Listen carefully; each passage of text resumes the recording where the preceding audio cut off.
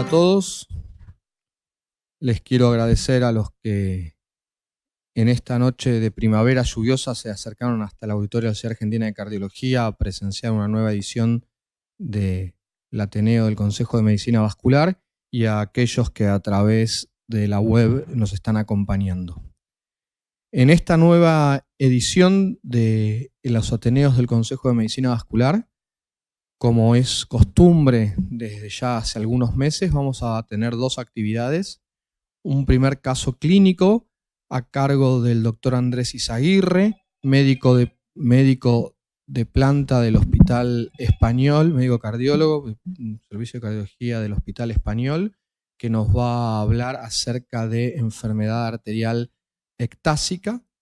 Y a continuación la doctora María Cristina Zurrú, neuróloga, médica de planta del Servicio de Neurología del Hospital Italiano, nos va a hacer una revisión y nos va a ilustrar acerca de imágenes neurológicas en el stroke isquémico agudo. Así que sin más presentación, doctor Andrés Izaguirre, muchas gracias por compartir su experiencia con nosotros. Todo suyo.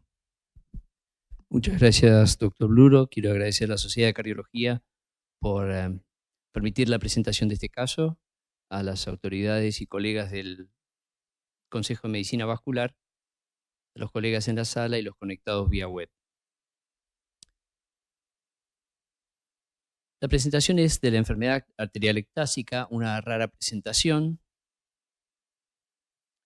La consulta inicial de este paciente fue en agosto del 2017. Un paciente de 85 años al momento del ingreso, sin antecedentes relevantes. De punto de vista cardiovascular, tenía arritmia, venía medicado con amiodarona, pero tenía un electro en ritmo sinusal y sin arritmia. Fuera de eso era un paciente sano. Y en la presentación tenía dolor abdominal de una semana de evolución, continuo, difuso, más marcado en epigastrio. Consultó a la guardia externa del hospital, lo valoró el servicio de cirugía general, descarta un abdomen agudo quirúrgico y solicita una ecografía abdominal. Respecto del examen físico y los parámetros vitales, no hay nada demasiado relevante. Quiero destacar, tenía un abdomen blando, depresible, con dolor a la palpación profunda del epigastrio e hipocondrio derecho, con ruidos hidroaéreos conservados. Respecto de la ecografía abdominal, evidencia dilatación aneurismática suprarrenal con un diámetro anteposterior de 100 milímetros y luz verdadera de 47 milímetros. Este es el extracto textual de la ecografía. Ingresó a la sala de cardiología con un diagnóstico presuntivo de aneurisma aórtico, estable hemodinámicamente y con un laboratorio de electros sin hallazgos relevantes.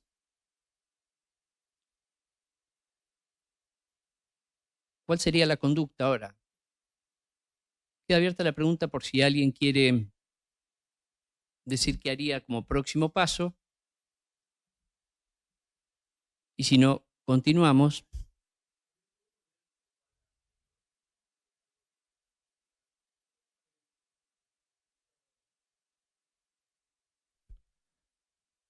Por favor, habla por el micrófono, sí. Por favor, podríamos ver la anterior. Esto fue en el contexto de una ecografía abdominal, ¿verdad? La ecografía abdominal hecho en la guardia.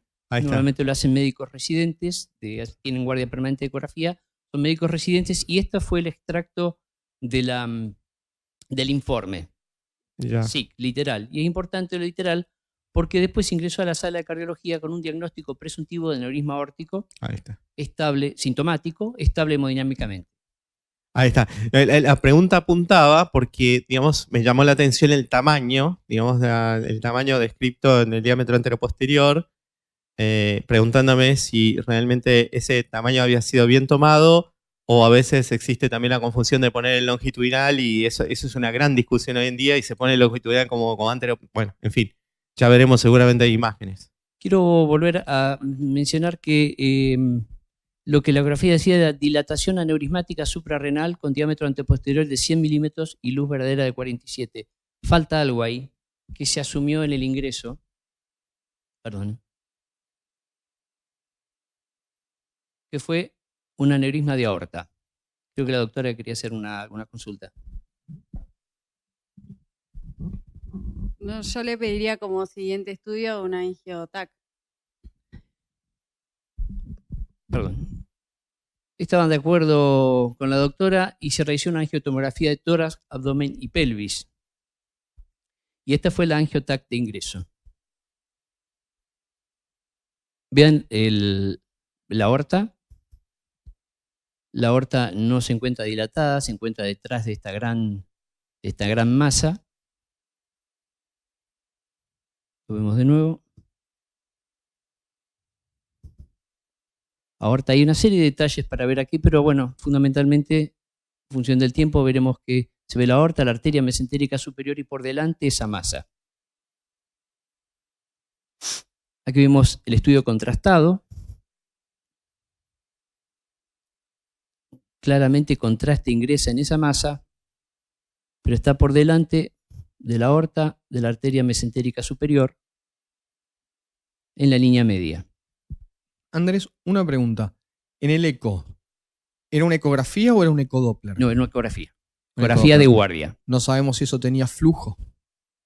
Decían luz verdadera, asumo que se infería de eso que era ¿La tía? ¿Perdón? ¿La tía tenía un latido palpable o tenía un latido expansivo en la No ecografía? tenía latido expansivo. Tenía dolor a la palpación abdominal, pero no tenía latido descrito en la historia clínica.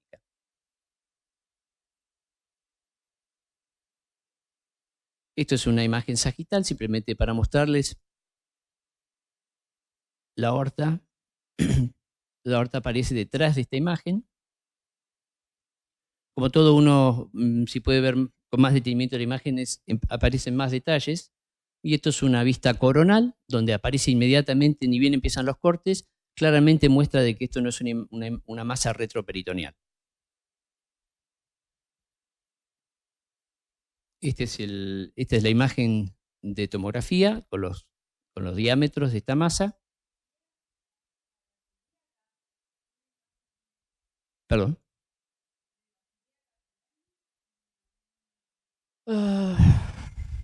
Se vieron, quizás hasta estén recortadas. Igual hay más imágenes más adelante, las ilíacas. Hay una ¿Podemos imagen, pasar la tomografía lentamente para tratar de identificar las relaciones? está como un AVI. Lo que podemos hacer es dejar el bucle de modo que se pueda... Eso parece ser...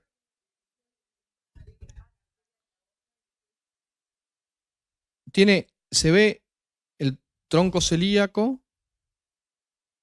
Cuando uno ve lo que yo veo, llego a ver si se puede parar ahí. No lo puedo detener. Quizás se pueda detener de allí, pero no puedo detener de acá. O sea, eso parece una rama del tronco celíaco, ¿no? ¿Esto es la aorta? Un poquito más arriba. ¿Esto? No, en el video, cuando se ve pasar. ¿Se puede retroceder un poco el video?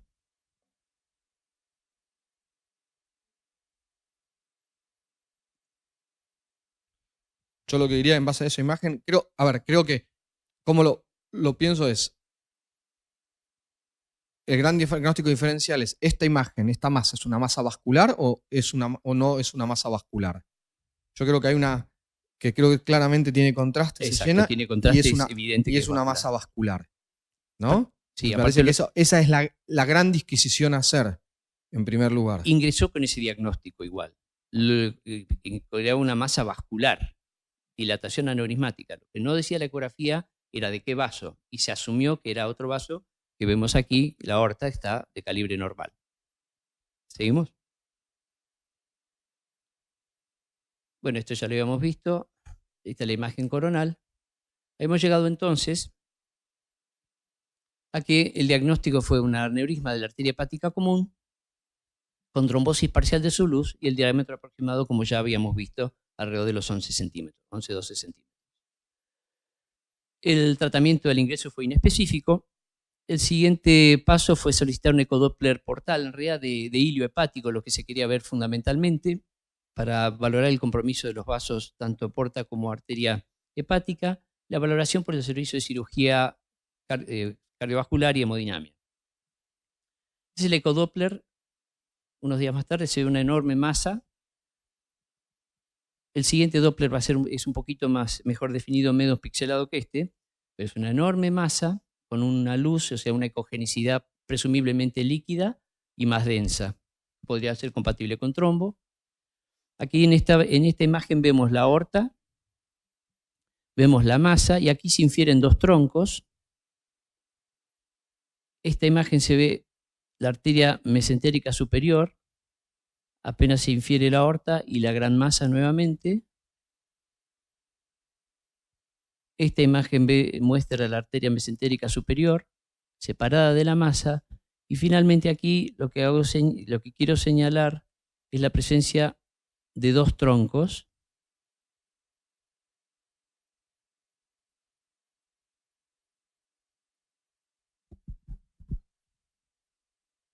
Un tronco y el otro tronco aquí y una arteria que se aleja, que es la arteria esplénica. Desde el hilio hepático vemos el flujo de la vena porta, un flujo normal, y vemos flujo de la arteria hepática distal, un flujo que normalmente es poco pulsátil, pero aquí es exageradamente poco pulsátil. Aquí vemos el flujo de la arteria hepática en el hilio. Bueno, básicamente informa el ecodoppler una gran masa que impresiona depender de la arteria hepática, un flujo arterial distal de baja pulsatilidad y la vena porta de características normales. Pacientes evaluados entonces en conjunto por el servicio de cirugía cardiovascular y hemodinamia. La pregunta acá, ¿alguien quiere aventurar una conducta? Se plantea qué hacer con esto. Por lo pronto le anticipo que empezó como una suerte de game de ping-pong, pero con la pelotita del aneurisma, que se tiraba cirugía para hemodinamia y viceversa. Obviamente no es un tema común, Claramente. no es algo que haya revisado, pero considerando que es una aneurisma muy voluminosa, muy grande, creo que optaría por tratarla y creo que optaría por una conducta quirúrgica. Me gustaría conocer la opinión de la doctora Donjon, pero me parece que tratar un aneurisma tan grande en vasos tan chicos donde uno no tiene zonas de anclaje, no hay stents dedicados para poder excluir semejante aneurisma. Debería ser un stent muy largo, forrado, de bajo calibre, y creo que el tratamiento endovascular no lo veo como alternativa. Creo que me optaría por el tratamiento quirúrgico. No sé, Ana. Una opción que sirve para estos casos es el diversor de flujo. Lo que pasa es que en esta masa tan grande yo nunca vi un aneurisma de ese tamaño. Y la verdad que también cómo se va a comportar después dejando esa masa ahí también es discutible. Si eso se trombosa, cómo va a evolucionar. La verdad que no es fácil la conducta. Por ahí habría que evaluar el contexto del paciente, la edad, tenía 85 años el paciente, excelente estado general, excelente, de 85 años. ¿No? Pero bueno, la alternativa al diversor de flujo me parece que se podría plantear de tomarse una conducta endovascular. Bien. ¿Alguien más? Porque entiendo que se planteó. La conducta que se decidió fue la realización de tratamiento endovascular. Se realizó una angiografía en forma selectiva del tronco celíaco y se evidenció lo que ya conocíamos, que era un enorme aneurisma de arteria hepática. Bien, ¿qué se hizo? Se realizó la angioplastia a nivel del tronco celíaco y de arteria esplénica con implante. Angioplastia, digamos, la inserción de un stent forrado de 70 milímetros, lo que decía el doctor Bluro, a fin de excluir la circulación de la arteria hepática y su aneurisma. Se excluyó por completo el aneurisma. Hay algún detalle que todavía no se anticipó. Vamos a ver la angiografía.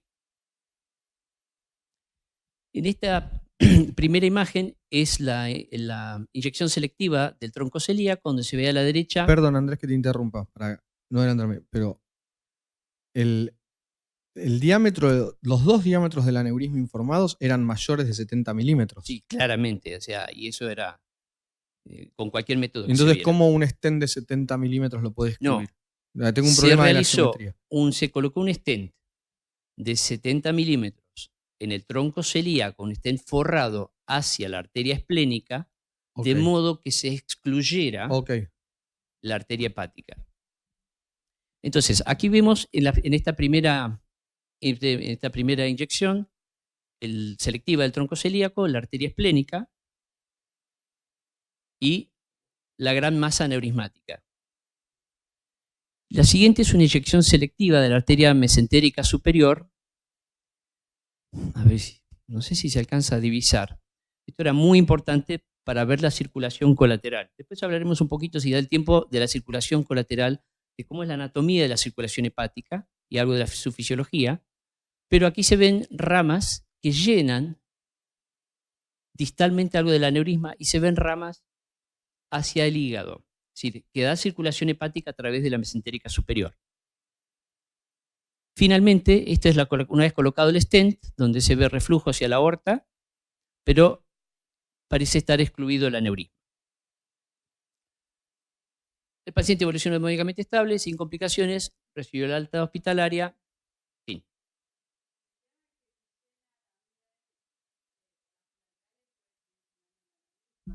Por eso que cambiamos el cartel. Quedó pendiente, como conducta de hemodinamia, que no está ese video, la embolización con coils de la arteria hepática a través de la arteria mesentérica superior por flujo aneurismático distal residual. 6 meses más tarde, con la premura que se hace en estos casos por las coberturas médicas, se realizó la inserción de los coils. Esta es una primera inyección en el tronco celíaco, donde se ve que el stent está normofuncionante, no se llena el aneurisma, sino la aorta. Esta es la inyección selectiva de la arteria mesentérica superior. No sé si se alcanza a divisar ahí distalmente cómo llena el aneurisma y con circulación hepática. Se progresa el microcatéter hasta el aneurisma residual y comienza la inserción de los coils, a fin de excluir distalmente lo que queda residualmente permeable del aneurisma. Esto es, una vez insertado el último coil de control, inyección de control por la mesentérica con todos los coils, fantástico. Paciente tolera el procedimiento y es egresado en buen estado general.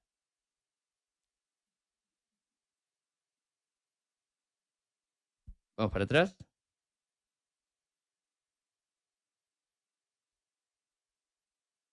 ¿Ya estamos? Se pidió el VAR, porque había algo para ver. En la inyección de la mesentérica, estos coils no alcanzaron, esto es inmediatamente finalizado el procedimiento, estos coils no alcanzaron y se ve como llena parte del aneurisma. Aquí se ve más ampliado, como en la inyección selectiva de la mesentérica, llena el aneurisma. Se ve mal en la pantalla, sí, pero se alcanza a divisar.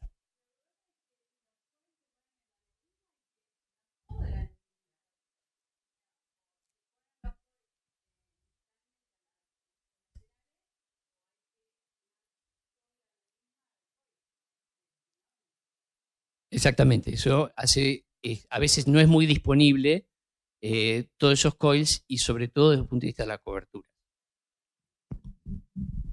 Por lo tanto, estábamos esperando que el paciente colabore y que lo que no hicieron los coils lo haga él. Y tenemos la AngioTac Control. Este es el AngioTac Control un mes más tarde. Vemos los coils, inclusive vemos el stent. Todo bastante bonito. Se ve el stent, se ven los coils. Aquí vemos el estudio contrastado. El paciente no colaboró. Llena todavía.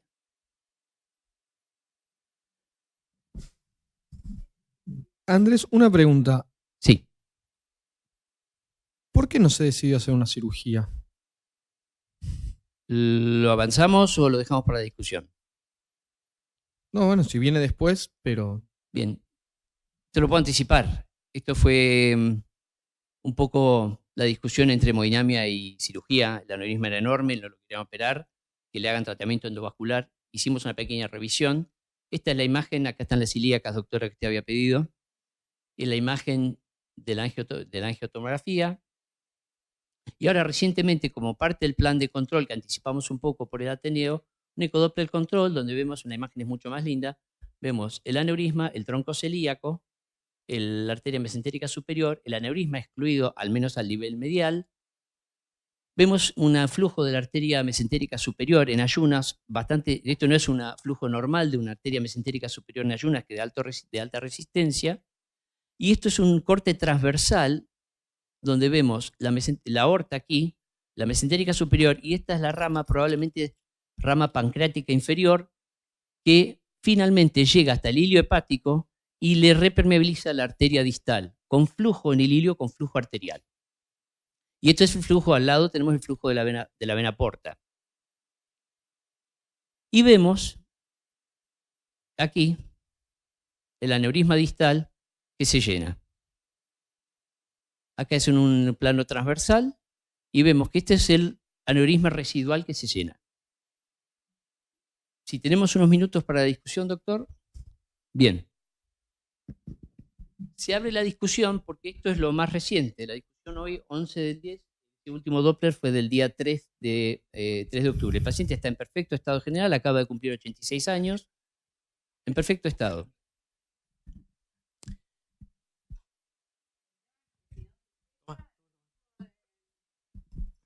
El riesgo de ruptura, que fue la causa inicial por la que se trató, sigue existiendo. Persiste.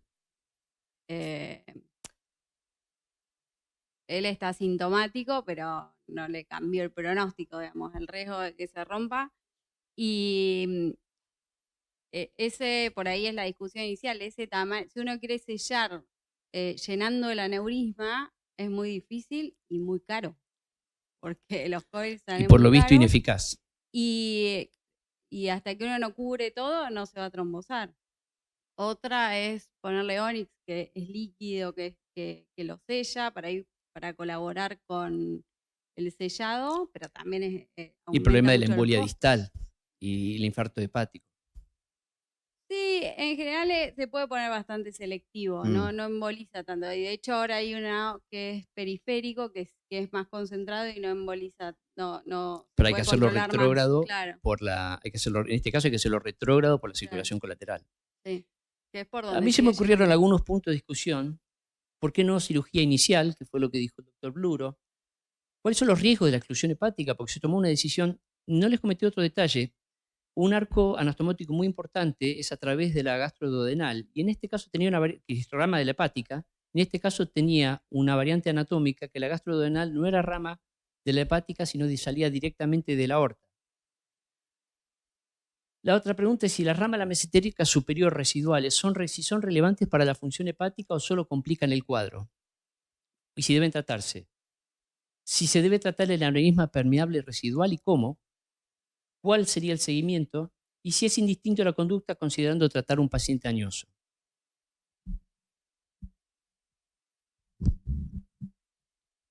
Yo te voy a dar mi opinión. No revisé el tema. Estas cosas uno creo que las aborda revisando el tema habitualmente. Como dije antes, hubiese ido... Me hubiese inclinado por una resolución quirúrgica inicial. Creo que los aneurismas, cuando son complejos y si la resolución endovascular no es resolutiva en un primer momento, la experiencia nos dice que después las resoluciones suelen ser más difíciles y nunca son demasiado efectivas y requieren muchos procedimientos. Entonces, creo que la alternativa de una resolución endovascular de un aneurisma en general en cualquier territorio es muy válida cuando uno dice la voy a resolver y creo que la resolución va a ser endovascular. Si no, yo en general creo que soy bastante conservador. Con respecto al riesgo de la exclusión de la arteria hepática, habitualmente el hígado con la circulación portal le alcanza, pero excluyendo la hepática, era una fuente por circulación retrógrada que mantenga perfundido el aneurisma y mantenga presurizado el aneurisma de todas formas. Entonces, el excluir a través de un stent desde el tronco celíaco y sabiendo que la circulación portal iba a seguir estando presente, el flujo retrógrado de la circulación portal nos mantenía en un aneurisma tan grande con riesgo de ruptura que si sangra, la posibilidad de una hemorragia abdominal que creo que sería catastrófica. Si se debe tratar el aneurisma permeable residual, creo que el aneurisma, por lo mismo, uno no está excluido, no puede asegurar que ese aneurisma no se va a complicar, ¿no? ¿Y cuál es el seguimiento? La verdad que en este momento el paciente sigue estando presurizado el aneurisma, sigue teniendo flujo y no está tratado. O sea, más que seguimiento me plantearía el tratamiento.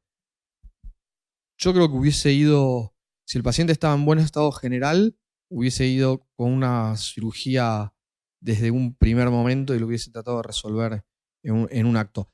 La pregunta que yo te quiero hacer es, vos hablaste del ping-pong entre hemodinamia y cirugía. ¿Era que los dos lo querían tratar o que ninguno lo quería tratar? En el ping-pong, en el tenis, uno tira la pelota al otro lado.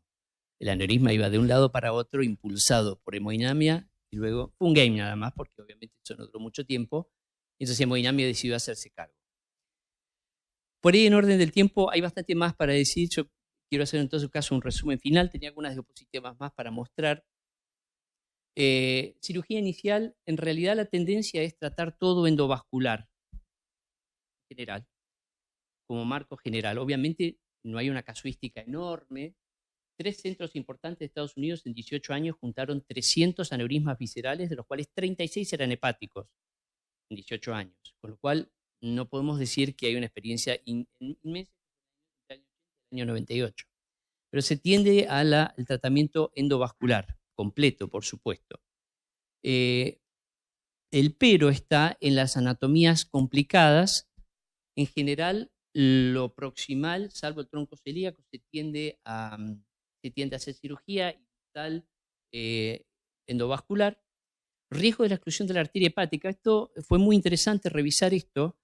Hay que preservar siempre la circulación arterial del hígado. ¿Por qué? Porque el flujo de la vena porta, si bien es el 70% flujo, es solo el 40% del oxígeno.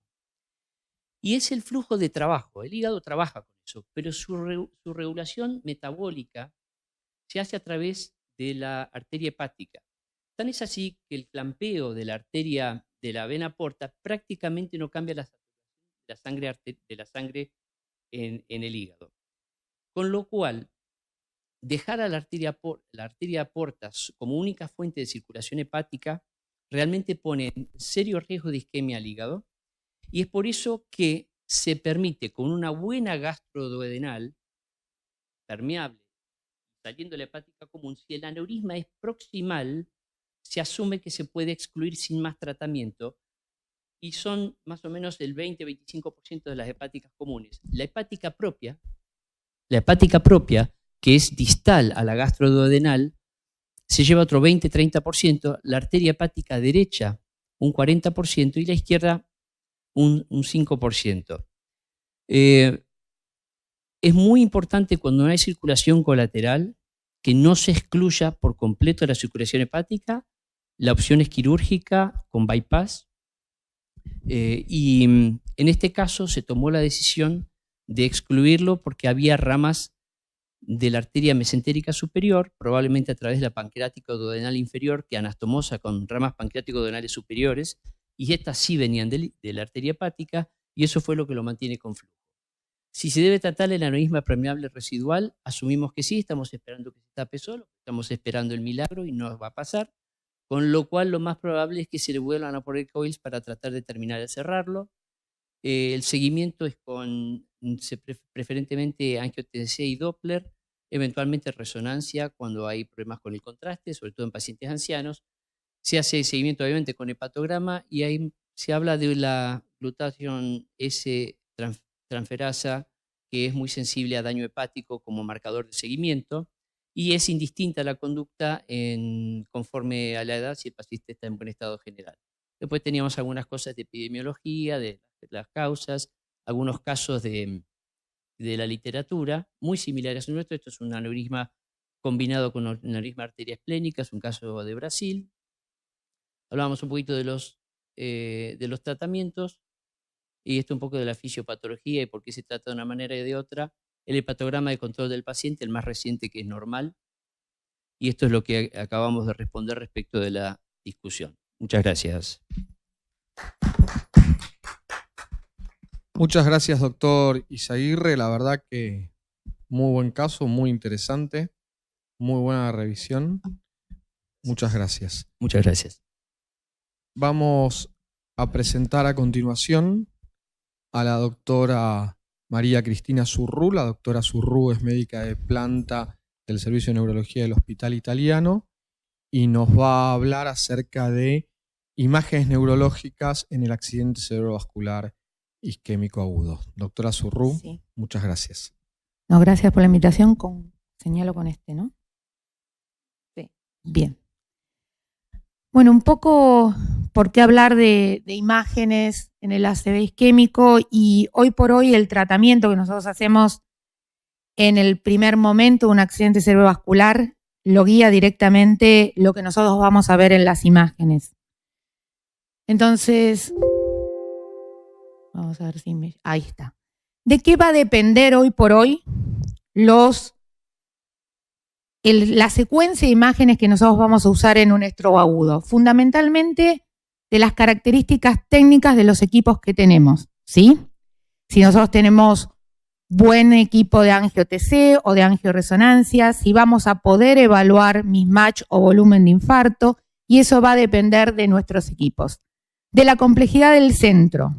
Hoy por hoy en stroke uno habla de centros primarios y lo que son centros avanzados, o en inglés como Comprehensive Stroke Center, donde se pueden hacer todas las modalidades de tratamiento del stroke, ya sea sistémica, mecánica, y donde se pueden tratar pacientes complejos. Seguramente si uno está en un centro complejo tenga que tener todas las herramientas, ya sea de tomografía, resonancia o angiografía, para manejarse, pero si uno está en un centro primario y lo que va a hacer es trombolisis sistémica, probablemente con solo mirar el cerebro baste. Por otro lado, la posibilidad o no de tratamiento endovascular. Lo que hoy por hoy un paciente que tiene un stroke tiene que ir es a un centro donde se pueda ver una imagen de cerebro en el menor tiempo posible. No necesariamente, digamos, si se va a hacer tratamiento endovascular, quizás el protocolo inicial cambie y uno haga una angio-TC o una angioresonancia en el momento agudo. De la capacidad de interpretación. Es más difícil interpretar algunas cosas en resonancia que en tomografía computada. Muchas veces lo que uno cuenta es un emergentólogo y no un neurólogo vascular o un especialista en imágenes para que pueda rechequear lo que uno ve, y de los protocolos de estudio que uno establezca. Esto es lo que yo les decía, esta es la clasificación actual para la Joint Commission y para la American Heart, donde hablan de centros más complejos, de centros con capacidad para hacer trombectomía, centros primarios que pueden manejar bien la trombolisis sistémica, y lo que se llama Acute Stroke Ready Hospital, que son centros que van a trabajar con teleasistencia, que no tienen un neurólogo vascular y que lo que se va a hacer, digamos, es solamente trombolisis sistémica por teleasistencia. Entonces, un poco cuál es el objetivo que nosotros tenemos. Por un lado, el objetivo es salvar lo que nosotros llamamos penumbra isquémica. Por definición, la penumbra isquémica es un área severamente hipoperfundida, con viabilidad de membranas neuronales, pero con ausencia de actividad eléctrica. Y por otro lado, tenemos lo que es el core del infarto, donde ya tenemos edema citotóxico, donde tenemos destrucción de las membranas neuronales. ¿Y de qué va a depender que esta penumbra isquémica aguante más o menos tiempo? Vamos a ver que cada vez más de lo que es la circulación colateral a nivel cerebral. Si nosotros tomamos los hitos que hubo en el manejo del stroke isquémico, nosotros vemos que el primero es en el año 1995, el estudio NINS para la trombolisis de 3 horas. En el año 2008, el ECAS-3, que lo que evalúa es en 4 horas y media la trombolisis por vía sistémica. Si uno quiere implicar estos dos protocolos, probablemente lo único que necesite es ver el cerebro por una tomografía simple o por una resonancia magnética de cerebro.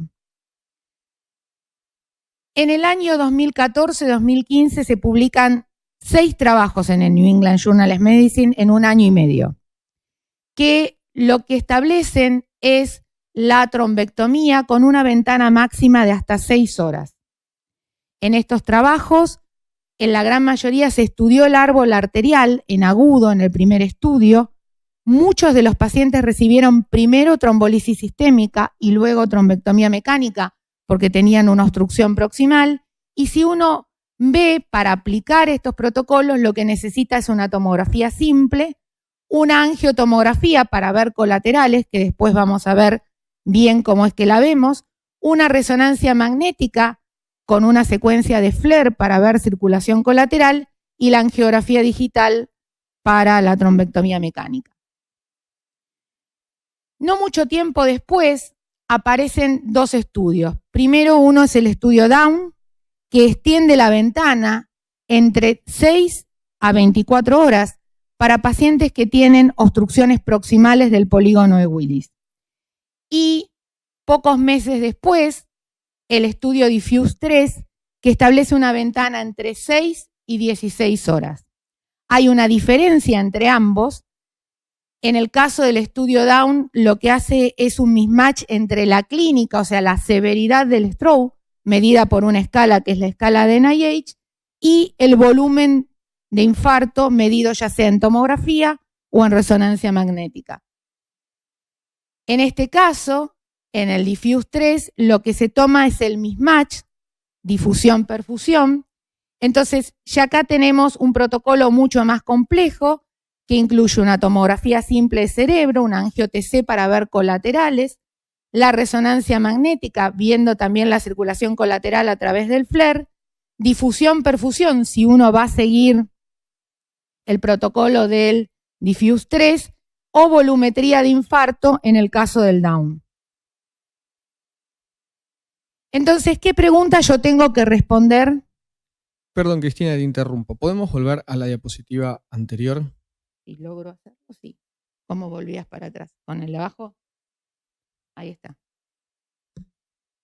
¿Uno necesita todos esos estudios hoy en día? O sea, no. un paciente llega con un ACV agudo. Yo lo quiero plantear hacerle una trombectomía mecánica y tengo que hacer todos esos estudios, o ¿qué es lo mínimo que debería tener?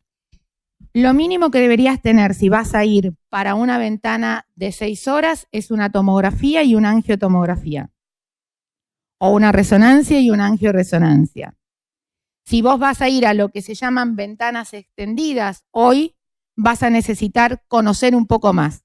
Vas a necesitar o saber el volumen de infarto o saber si existe un mismatch difusión-perfusión importante. O sea que depende mucho de la complejidad que vos tengas, porque si alguien no tiene capacidad para hacer tratamiento endovascular, no tiene que perder tiempo viendo los vasos, tiene que ver el cerebro y sobre eso decidir en una ventana hasta 4 horas y media la trombolisis sistémica. Por eso hice toda esta aclaración previa, o sea, la complejidad va a ir en función de lo que uno pueda hacer. ¿Te puedo interrumpir de vuelta Sí. y hacerte otra pregunta? Sí.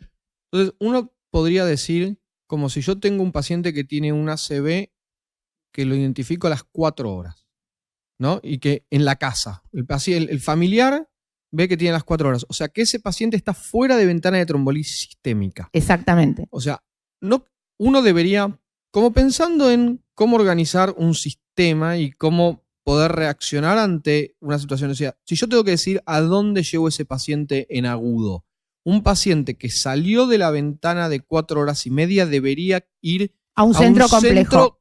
De alta complejidad con capacidad de hacer trombolisis extendida. Así es. Y de hecho, actualmente, como si ustedes ven, no pasó mucho tiempo. Del 2014 al 2015 al 2018 se abrió mucho la ventana. Actualmente se está tratando de reorganizar la atención del stroke y tratar de dar prioridades a cuándo va a un centro primario y cuándo va a un centro secundario de mayor complejidad, ¿sí? Es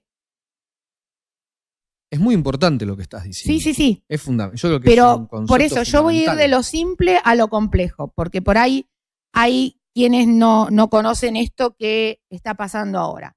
Entonces, ¿yo qué tengo que saber? O sea, ¿qué me tienen que responder las imágenes? Me tiene que visualizar signos precoces de isquemia en la TC, volumen de infarto en TC o en resonancia, la penumbra isquémica, o sea, el área hipoperfundida, pero no con necrosis irreversible, que lo puedo ver tanto por tomografía como por resonancia. Si tengo una obstrucción proximal con angio-TC o angio-resonancia, después vamos a ver cuándo uno usa una u otra. Circulación colateral, algo que cada vez es más importante para nosotros, descartar el sangrado como contraindicación absoluta y descartar una lesión no vascular.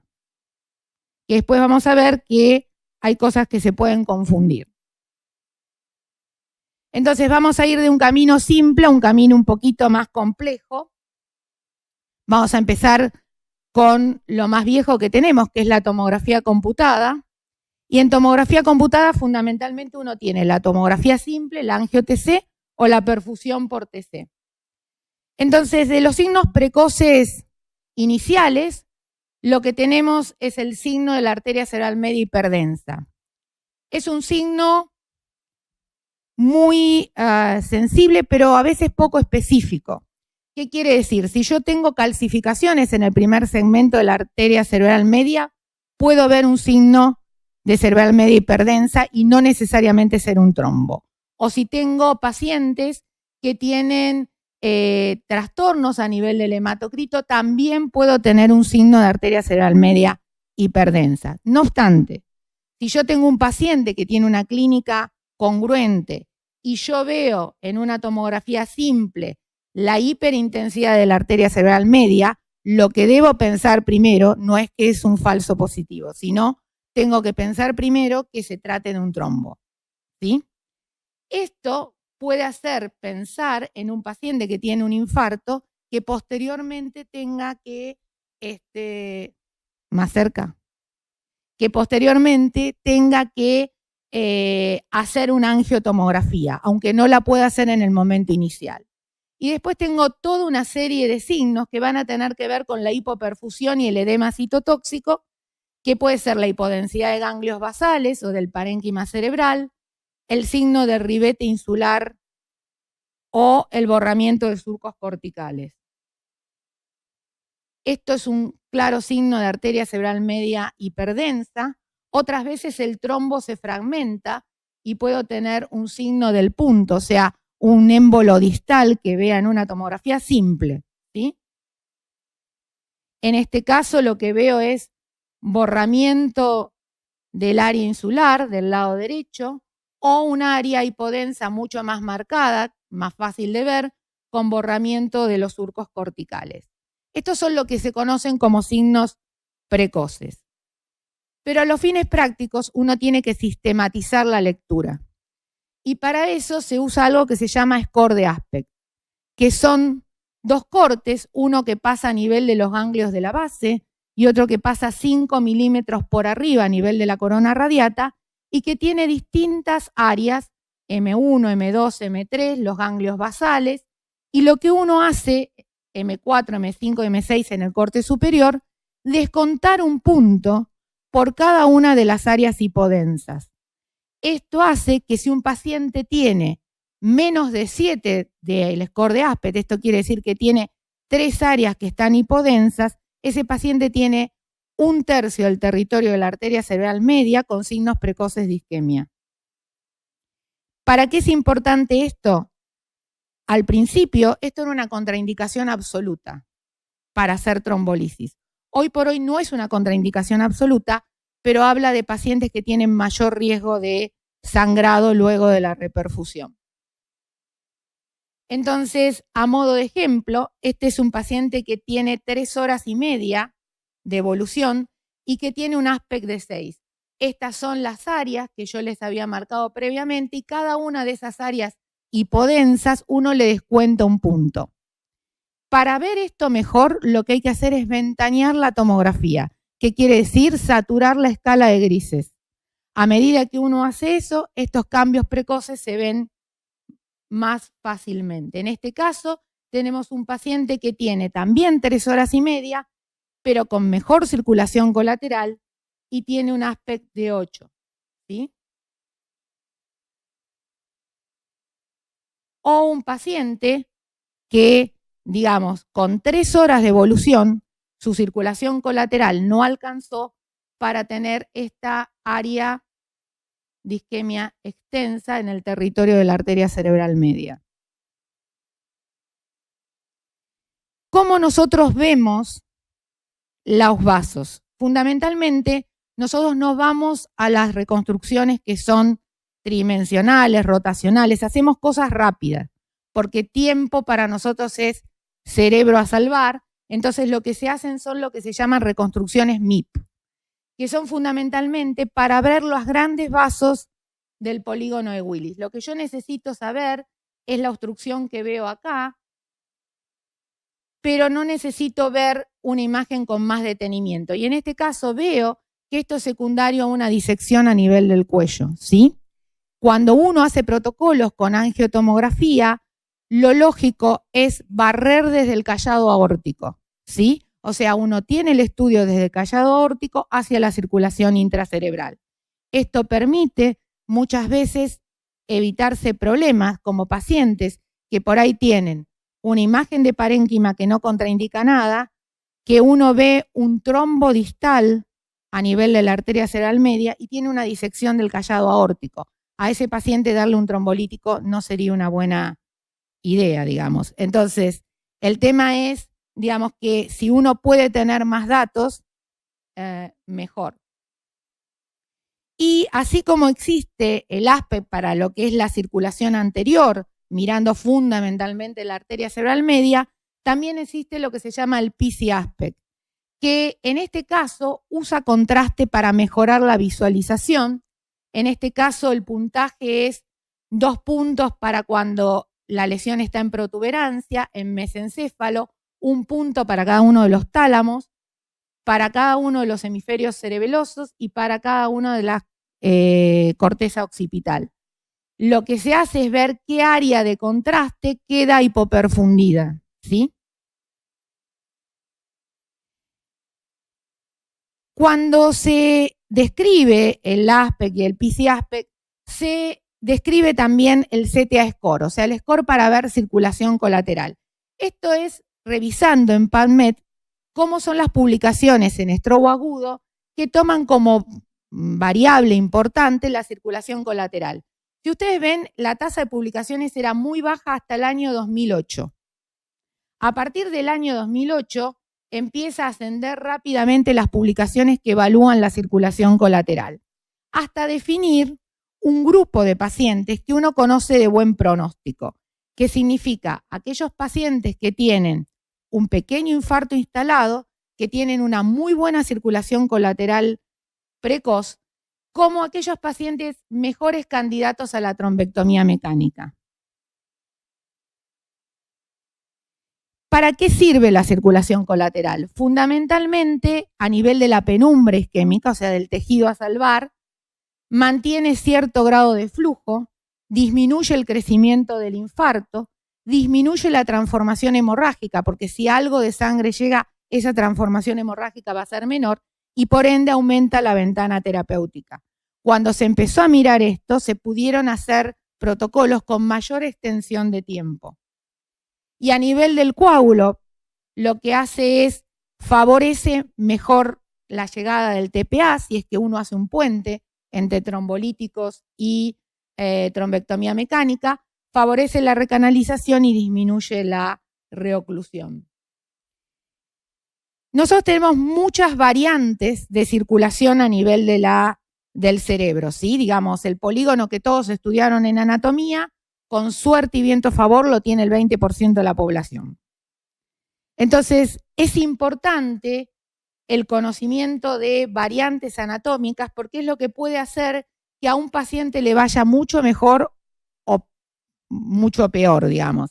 Si yo tengo una obstrucción a nivel de una arteria carótida intracraneana y ese paciente no tiene una comunicante anterior y no tiene una buena comunicante posterior, probablemente su ventana terapéutica sea muy corta, porque no tenga la posibilidad de circulación colateral. Si yo tengo una trombosis en la arteria basilar y ese paciente no tiene ninguna de sus dos comunicantes posteriores, probablemente termine infartando el tronco si yo no lo recanalice. Entonces, es importante para nosotros conocer la anatomía tanto de la circulación anterior como de la circulación posterior.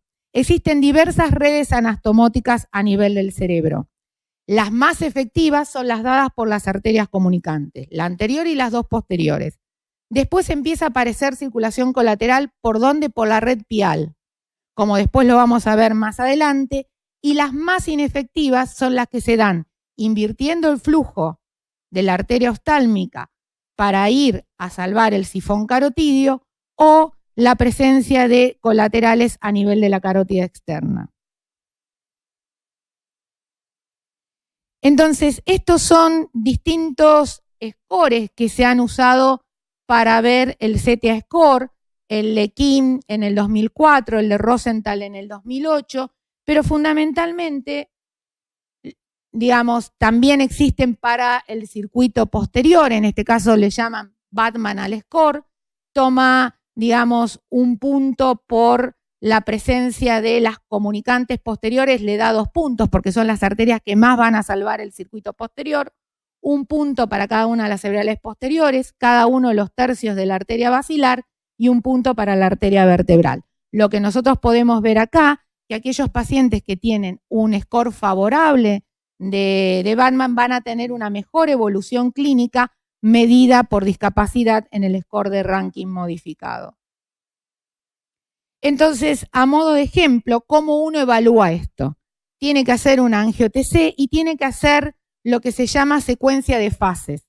Esto es una fase precoz al primer segundo, segundo segundo y tercer segundo, para poder ver esa circulación colateral. Entonces, acá, en la primera línea, tenemos un paciente que tiene una obstrucción de la arteria cerebral media izquierda, que ustedes ven que en las distintas fases empiezan a aparecer circulación colateral en el área comprometida. Este paciente tiene característicamente mayor tiempo de ventana para no hacer un infarto más grande.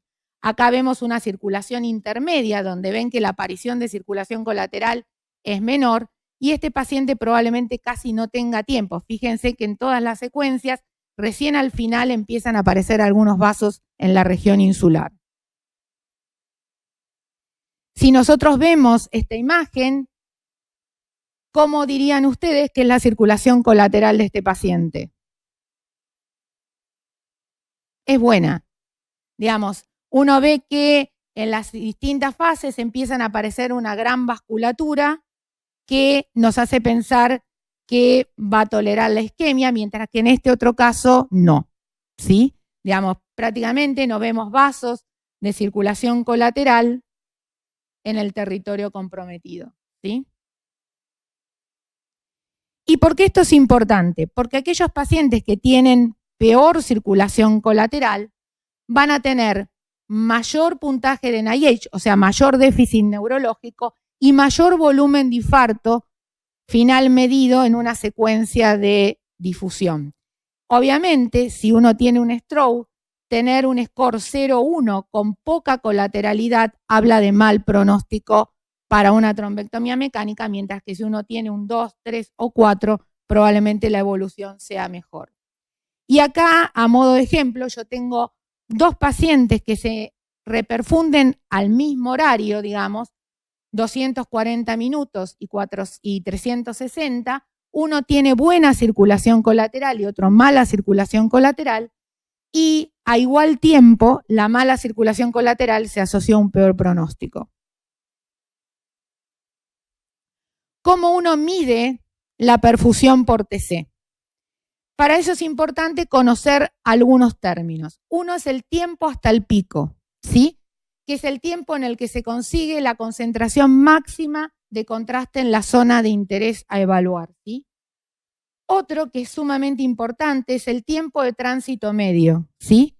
Que indica la diferencia de tiempo entre la entrada arterial del contraste y la salida venosa, y es el más sensible en estadios precoces. De hecho, hoy los mismatch se calculan sobre este tiempo.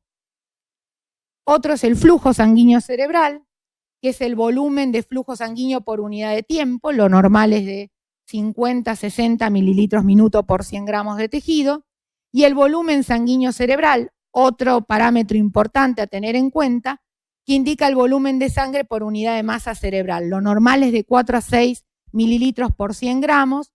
Flujo y volumen son parámetros que, más específicos, y la relación entre ellos nos va a dar el flujo. Entonces, analicemos o razonemos qué es lo que va a pasar en el área de penumbra, o sea, en el área amenazada y no infartada. Uno va a tener un tiempo de tránsito medio entre la fase arterial y venosa elevado, el flujo va a estar disminuido, ¿sí? Y el mapa del volumen sanguíneo cerebral va a estar normal o ligeramente aumentado. ¿Por qué? Porque el tránsito va a estar lento. En el infarto vamos a tener que el mapa del tránsito medio va a estar sumamente elevado, el mapa de flujo marcadamente disminuido, y también ya a esta instancia el volumen sanguíneo cerebral también va a estar disminuido. Esto es igual, hagámoslo en tomografía o hagámoslo en resonancia magnética. Son los mismos parámetros que nosotros usamos. Entonces, en este caso tenemos por tomografía un paciente que no tiene mismatch, que tiene que el volumen sanguíneo cerebral, esta imagen que ven acá, es igual al mapa del tiempo de tránsito medio. Esto habla que este paciente no tiene un tejido importante a salvar.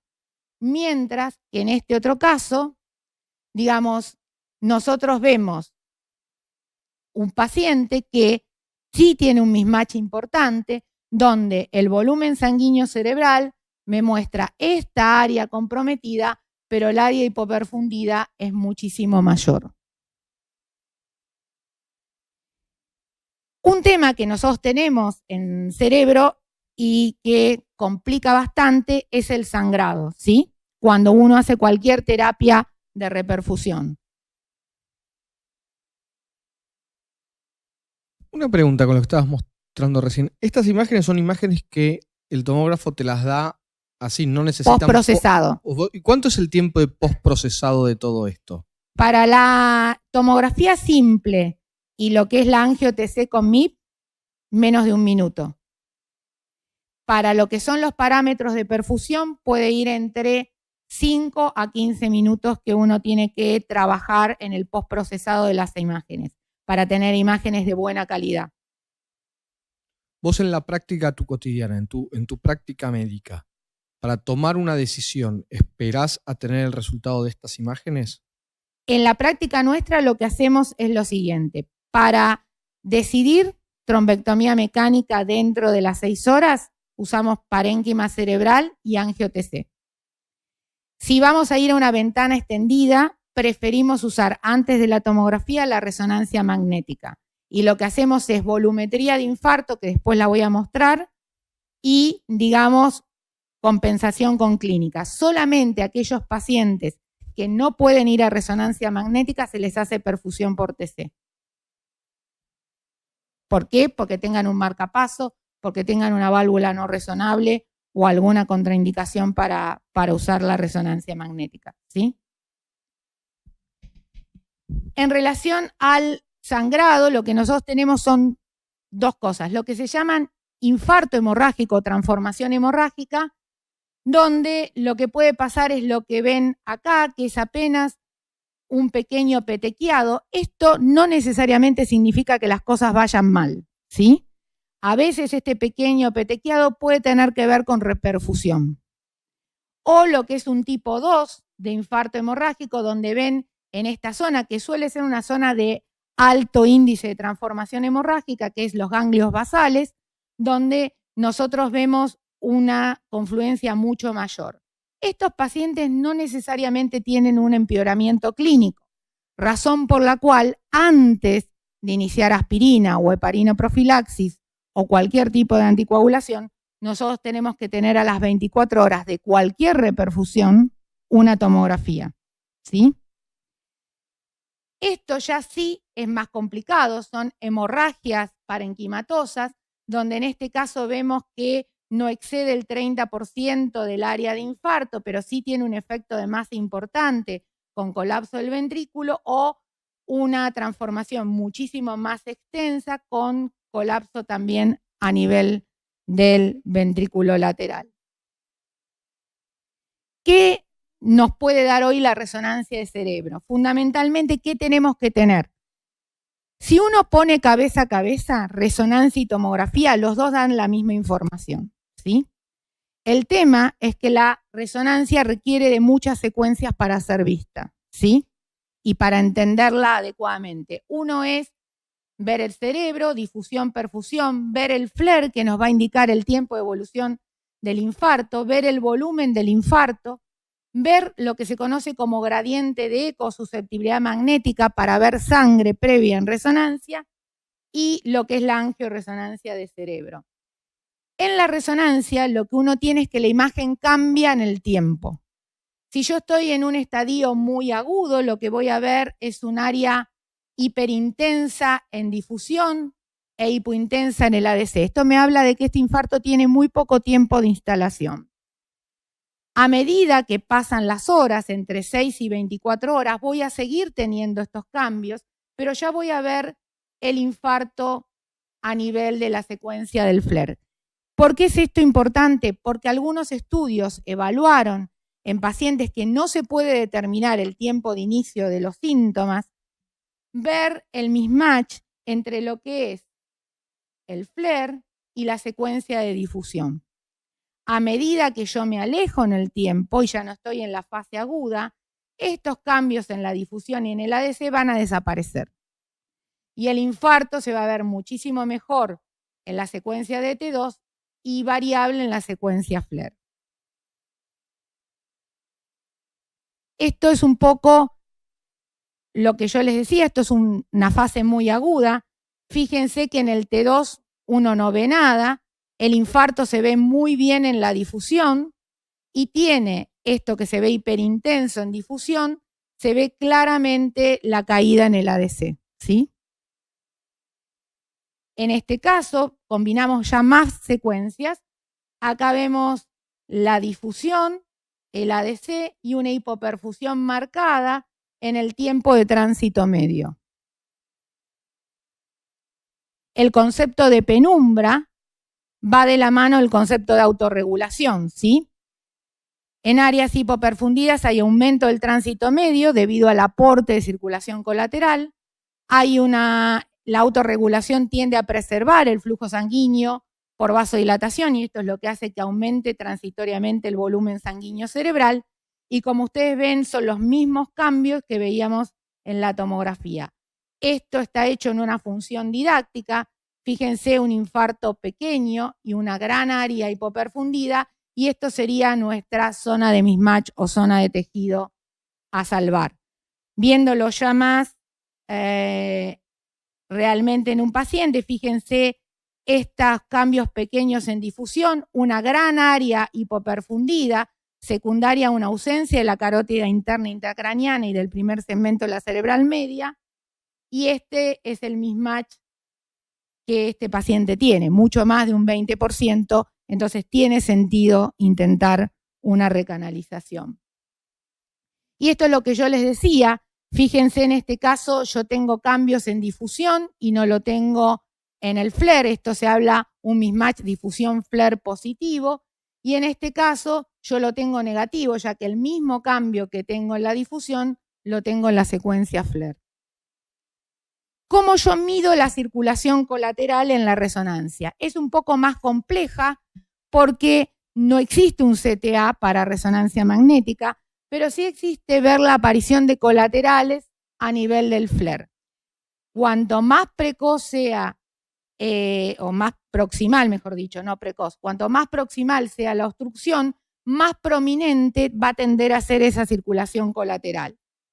Si lo vemos acá, en la primera línea ustedes tienen cambios en difusión, tienen una gran zona hipoperfundida, No ven hiperintensidades compatibles con vasos en el flare precoz y fíjense el infarto final que instala este paciente. Mientras que en este otro tienen cambios más pequeños, una gran área también hipoperfundida, pero ven estas imágenes que se ven acá hiperintensas, son vasos y el infarto final es muchísimo más pequeño, ¿sí? Y esto es un poco lo más reciente que estamos haciendo. Esto es un paciente que tiene una obstrucción a nivel del segmento M2 de la arteria cerebral media, que tiene un volumen de infarto de 25.9 mililitros. ¿Y cómo calculo yo esto? Ahí ustedes, si leen los trabajos, van a ver que casi todos usaron un protocolo que se llama RAPID, que es un protocolo que se hace en el celular, pero todo software que informa imágenes puede calcular una volumetría de infarto. Lo que hay que hacer es marcar el infarto en todas las secuencias que se vean en difusión. Esta difusión tiene que ser cortada a 1 milímetro para evitar tener áreas no medidas, digamos, y lo que se hace es pasarlo a una secuencia que se llama MPR, que me da el sagital, el coronal y el axial. A partir de ahí, yo puedo pedirle al equipo que calcule y el infarto me lo devuelve como si fuera una piedra giratoria y me calcula el volumen.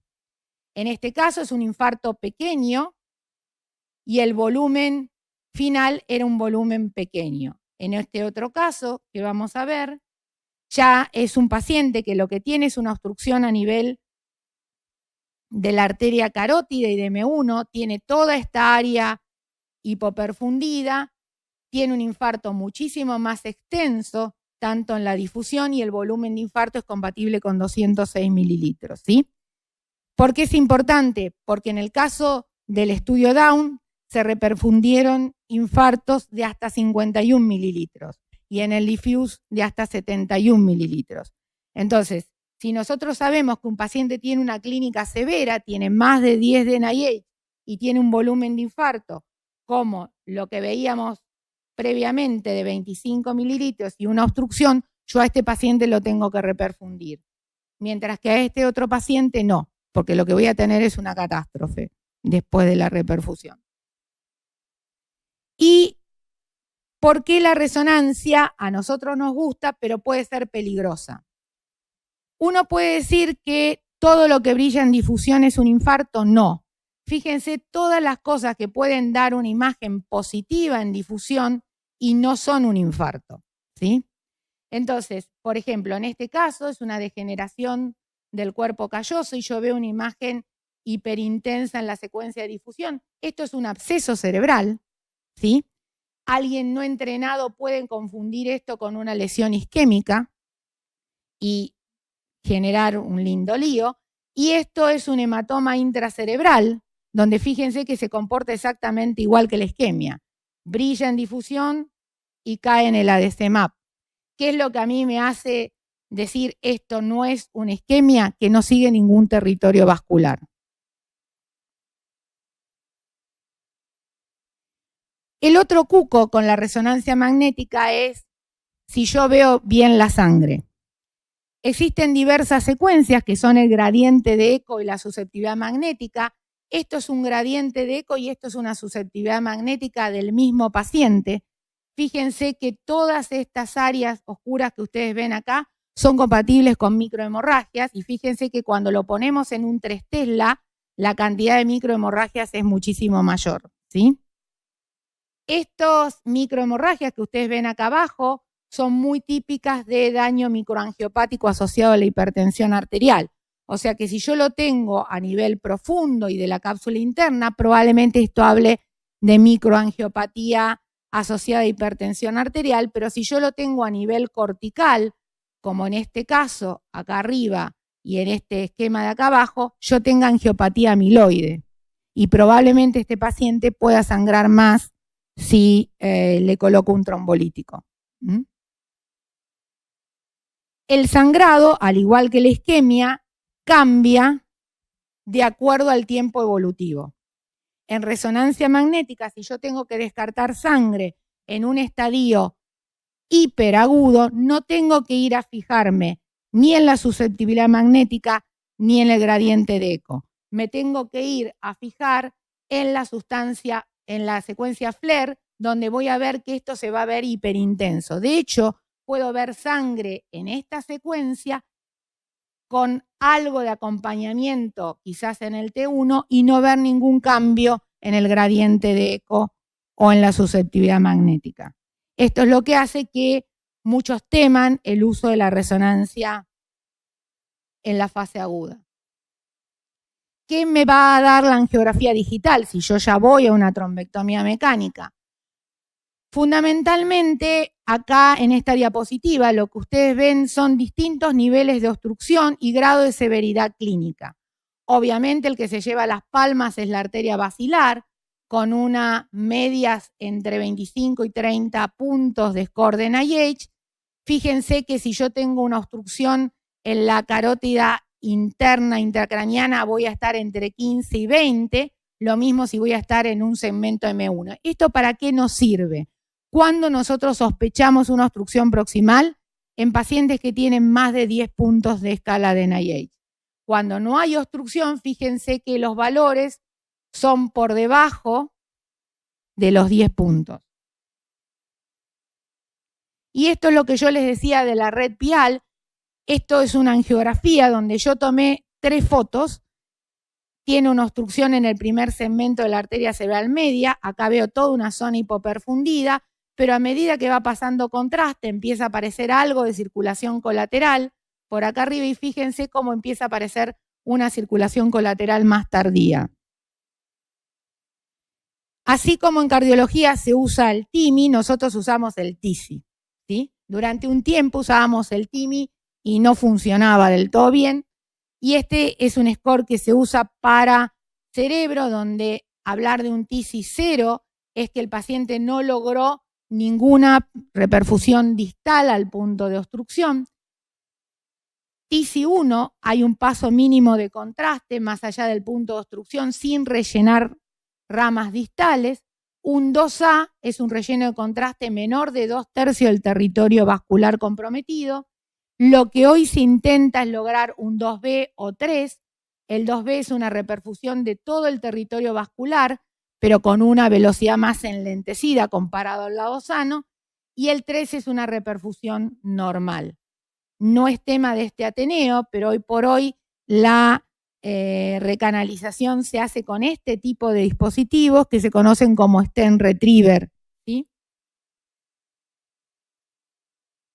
También la Sociedad Americana hizo lo que se llama una gradación de circulación colateral a nivel de la angiografía digital, donde uno habla de un grado 0 cuando no hay colaterales en el área isquémica, comparado con lo que uno ve en las imágenes, y un grado 4 cuando hay una completa y rápido flujo de colaterales hacia el área hipoperfundida.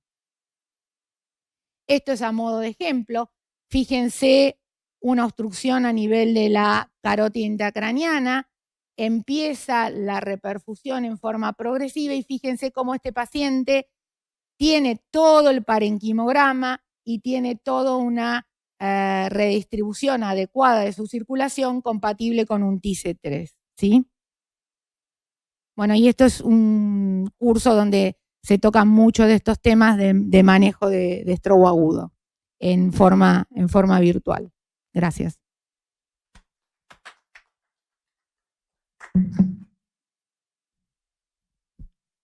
Bueno, la verdad que excelente. Yo creo que a la gran mayoría de nosotros como cardiólogo has dejado conceptos importantes y mucha información que tenemos que aprender a procesar y aprender a digerir. Creo que pensaba, cuando te escuchaba, cómo se ha complejizado el manejo del stroke desde los primeros años, o sea, de que básicamente el tratamiento hace unos años pocos centros tenían unidad de stroke y en la gran mayoría de los centros donde llegaba un paciente con un accidente cerebrovascular, el tratamiento eran medidas de soporte.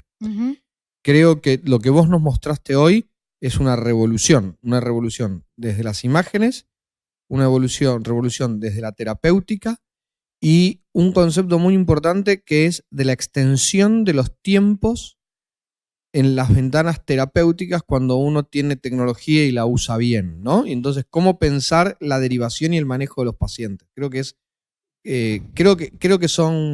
nos ha abierto un campo muy importante y que habla de que se requiere un entrenamiento muy grande para tomar decisiones en pacientes con eventos neurológicos.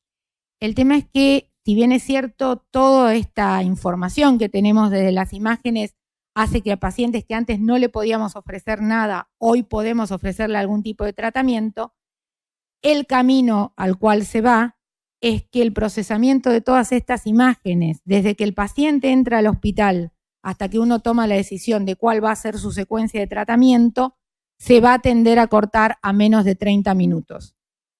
O sea, nosotros en 30 minutos tendríamos que tener todas estas imágenes y poder procesarla y poder decir, bueno, este paciente va a ir a una trombolisis sistémica, este paciente va a ir a una trombolisis sistémica y un eventual rescate de mecánica, o este paciente va a ir a una trombectomía mecánica en forma aguda.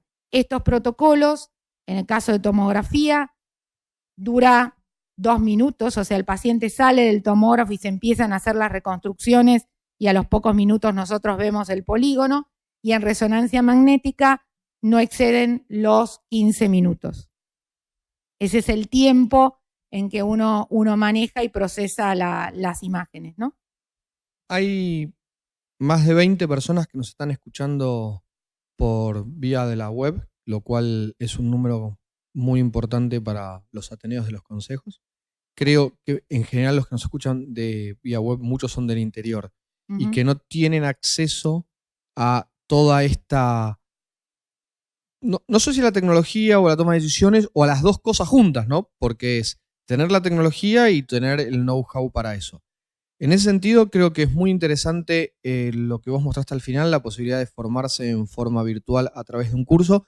Y me gustaría que vos resumas o nos des un consejo para quien tiene que tomar decisiones en un paciente con un stroke agudo y no tiene tal vez toda la posibilidad de procesar esta información. Yo me llevo como que hay mucha información y como que tengo mucho que aprender. Pero si yo hoy no tengo acceso a tenerte a vos, que es una cosa que a Dios gracias te tengo a diario, y tengo que tomar una decisión en un paciente que tiene un stroke agudo, ¿cuál sería tu recomendación? En pocas palabras, como un resumen de todo lo que vos dijiste. Hay una frase muy vieja que dice tiempo es cerebro, ¿sí? Si yo, digamos, tengo un paciente con un stroke agudo y llega a un centro, lo primero que tengo que asegurarme es que el centro al que llegue tenga alguna posibilidad de ver el parénquima cerebral, ¿sí? Eso es el punto 1, ¿sí? O sea, perdón que te interrumpa. Si yo estoy como si yo soy cardiólogo y como me ha pasado alguna vez que me voy con mi electro a la casa por un paciente que me llama y tiene dolor de pecho. Y yo llego a ese paciente que tiene dolor de pecho y yo pienso, ¿a dónde lo voy a derivar? Lo voy a derivar a un centro que tenga angiografía y que tenga posibilidad de angioplastía primaria. Si hoy un neurólogo o un cardiólogo que ve un paciente con un foco neurológico, lo primero que tendría que pensar es, lo tengo que derivar a un centro con capacidad, en principio, de imágenes. Sí. En esa capacidad de imágenes, yo lo que tengo que ver son 2 cosas. El tiempo de evolución. Si el tiempo de evolución es menor a 4 horas y media, con una imagen simple va a decidir la trombolisis sistémica. No necesita ver los vasos para eso. Si ve algún signo que sugiere que tiene una obstrucción arterial, ya sea que tenga una cerebral media hiperdensa o puede haber hecho un angio-TC sin retrasar el trombolítico, que demuestra que hay una obstrucción arterial, se debería, si no puede hacer una trombectomía mecánica, comunicarse con un centro de mayor complejidad para derivarle el paciente en el menor tiempo posible, para que ese paciente pueda entrar en angiografía. ¿Qué centros hoy en la Argentina están con programas de trombectomía mecánica activos? En Capital Federal, 4/5. ¿Qué son? Que son Fleni, la Sagrada Familia, el Hospital Británico, nosotros, y hay 2 centros más que no lo tienen permanentemente, o sea, que esto tiene que ser 24 por 365 días, ¿no? O sea, que no está todo el tiempo el equipo endovascular. ¿Y en el Los interior primeros del que yo país? nombré, está todo el tiempo el equipo endovascular disponible. ¿Y en el interior del país?